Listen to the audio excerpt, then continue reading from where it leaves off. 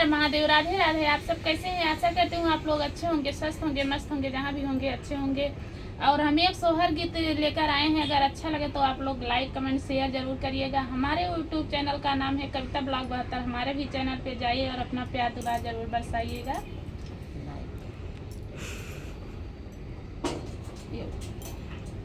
जय दीन कृष्ण जन्म भइल धरती, आनंद भइल धरती, आनंद भइल हो। अरे बजैला गायन धन बधैया हो, महलिया उठे सोहर हो, महलिया उठे सोहर हो।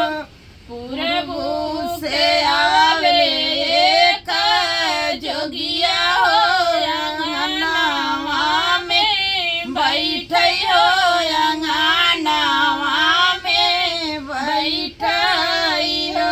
जोगिया कवना जरूरत तोहरे बड़ी हो, अंगनवा हमारे अइले हो, अंगनवा हमारे अइले हो।